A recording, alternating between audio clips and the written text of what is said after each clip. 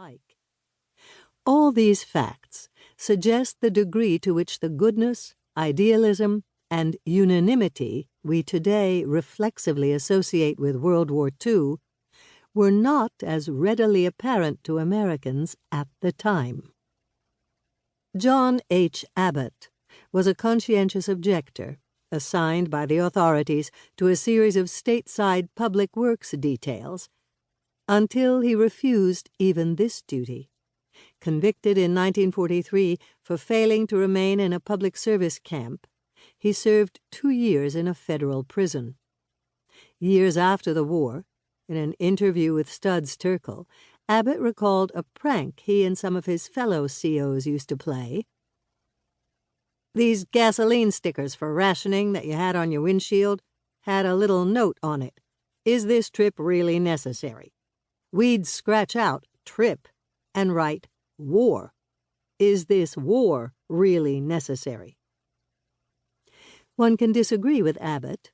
In other words, one can, as I do, believe that the United States' involvement in the war was necessary, yet still question the way that participation has been remembered in the wake of wars considerably less galvanizing and unifying. Has the prevailing memory of the good war, shaped as it has been by nostalgia, sentimentality, and jingoism, done more harm than good to Americans' sense of themselves and their country's place in the world? Has the meaning of American force been perverted by a strident, self-congratulatory insistence that a war extraordinary in certain aspects was, in fact, unique in all?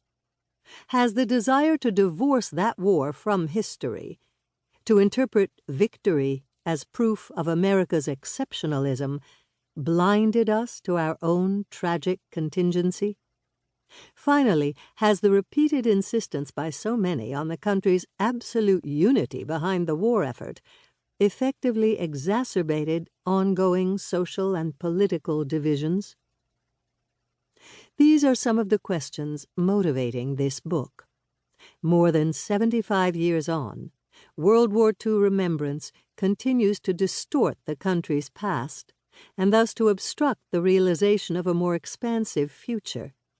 But that belief hasn't prevented me from asking myself, while writing this book, is this trip really necessary? Such is the sacral force of war's mythology, especially that of World War II, the good war that served as prologue to 3/4 of a century of misbegotten ones, that I embarked on this project with some trepidation, even as I perceived the need to explore the ways in which retrospective interpretations of the Second World War, the last American military action about which there is anything like a positive consensus, have shaped our thinking about American identity, and in particular about American violence abroad and at home. Myths grant life and take it away, give birth to nations and tear them apart. All the countries that fought World War II developed particular narratives about this cataclysmic event.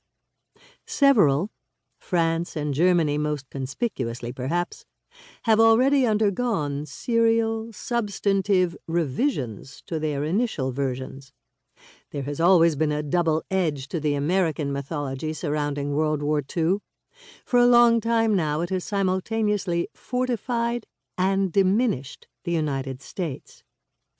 In this book I set out to explore the ways in which the meaning and memory of World War II have evolved and periodically intersected with those of the other wars that have punctuated American history: Korea, Vietnam, and the Gulf War, our more recent wars, and, retrospectively, the Civil War.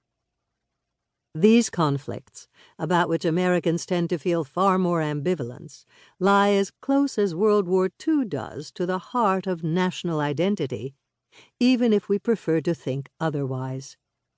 Such trips into the past really are necessary if we are to see our way toward a viable future.